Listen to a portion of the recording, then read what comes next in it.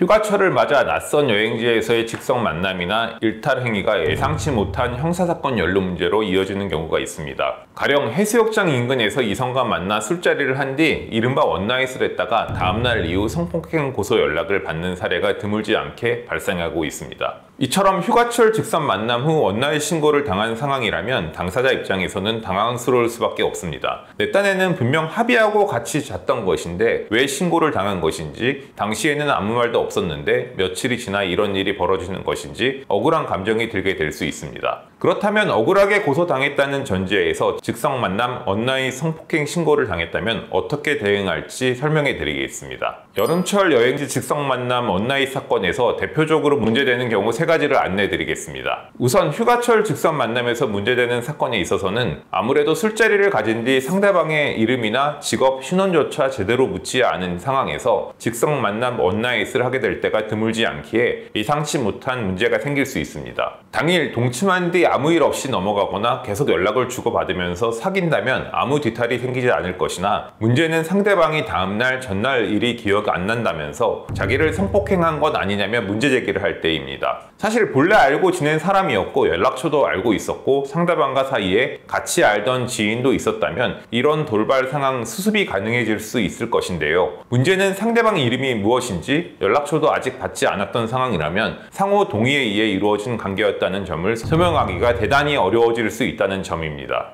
두 번째는 음주로 인해 나 역시도 당시 기억이 명확하지 않을 가능성이 높다는 점입니다. 아무래도 처음 만난 사람과 원나잇을 했다면 맨정신에 명시적으로 합의하고 숙박업소로 이동했을 가능성은 낮고 다소 술기운을 빌어 동침하게 되었을 여지가 상당합니다. 사실 명확하게 기억이 나야 상대방 주장에 대해 논리적으로 반박한다거나 내 입장을 진술이라도 할 수 있을 것인데, 나 역시 술을 많이 마셔 기억이 불분명하다면 경찰 조사에 불려갔을 때 답변하는데 문제가 생길 가능성이 높습니다. 세 번째는 당시에는 서로 즐겼다고 생각했는데 며칠 후 갑작스럽게 고소 연락을 받게 될 때가 많다는 점입니다. 상대방 역시도 성폭행이라고 여겼다면 당일 바로 112에 신고하든 문제 제기를 했어야 할 것인데, 아무래도 직성 만남 원나잇 특성상 당일에는 본인도 혼란스럽거나 기억이 안 나니 주저하다가 며칠 뒤 갑자기 성폭행 신고를 할 때가 드물지 않다는 점입니다. 그렇다면 성폭행 고소 연락을 받고 가장 많이 하는 실수에는 어떤 것이 있을까요? 많은 분들이 가장 간과하시는 점은 상대방의 연락처를 알고 있고 본래 친분이 있는 사람이었다 해도 직접 연락을 시도해서는 안 된다는 점입니다. 진심으로 오해를 풀고 싶다거나 사과의 뜻을 전하고자 하는 의도였어도 자칫 2차 가해의 우려가 인정될 가능성이 있기 때문입니다. 뿐만 아니라 경찰 조사를 받기 전까지 어떻게든 되겠지, 또는 수사관이 내 억울함을 이해해 주겠지 식으로 막연히 기대한 채 아무런 준비도 하지 않은 채 무작정 기다린다거나 조사에 혼자 출석해 막연히 억울함을 호소하는 대응을 해서도 안 되겠습니다. 성범죄 사건에서는 초기 진술이 이후 수사 방향을 결정짓는 핵심 요인으로 작용하기에 아무런 준비 없이 조사에 출석했다가는 당황하여 답변조차 제대로 하지 못한 채 진술의 신빙성만 낮추면서 사건 해결을 어렵게 만들 수 있습니다. 그렇다면 고소 연락을 받고 해야 하는 조치들에는 어떤 것이 있을까요? 원나잇 신고 사실을 알게 된 후 가장 먼저 해야 하는 조치는 감정적으로 반응하기보다는 현실적인 대처를 위해 사건 당일의 사실관계 전부를 복기하여 정리해두는 것입니다. 경찰서에서 성폭행 고소가 접수되었으니 조사받으라고 연락했다는 것은 이미 고소장은 한참 전에 접수되었고 피해자는 경찰서에 출석해 진술까지 마친 상태일 가능성이 높습니다. 성범죄 사건 수사는 당사자들의 진술을 중심으로 진행되기에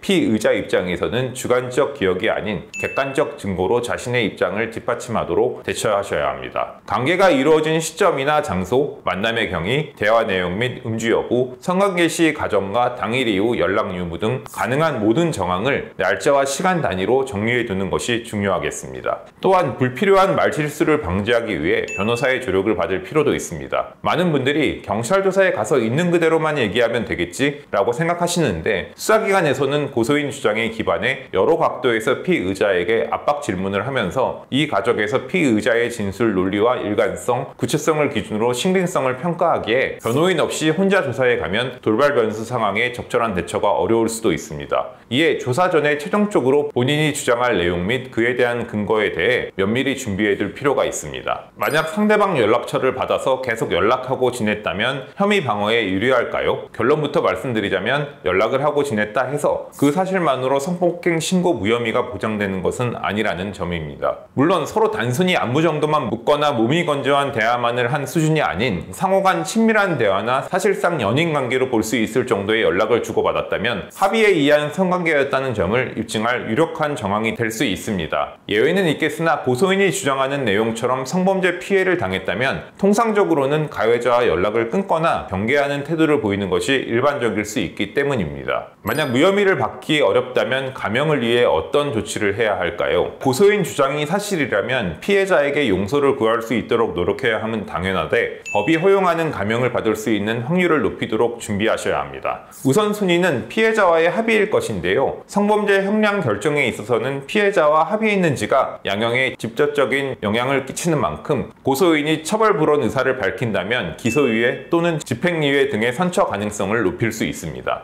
둘째로는 진지한 반성 및 재범 방지를 위해 어떠한 계획 수립과 실행을 하고 있는지 명확히 보여주셔야 합니다. 단순히 반성문 몇 장 제출하는 것이 아닌 성인지 교육 및 성범죄 재범 방지 교육 이수, 상담기관에서의 개인 상담 참여 내역 등 자료를 준비하여 수사기관 및 재판부에 제출할 필요가 있습니다. 휴가지에서의 일회성 관계 후 성폭행 고소 연락을 받으셨다면 혼자 고민하지 마시고 법무법인 은호와 상담 받아보시기 바랍니다.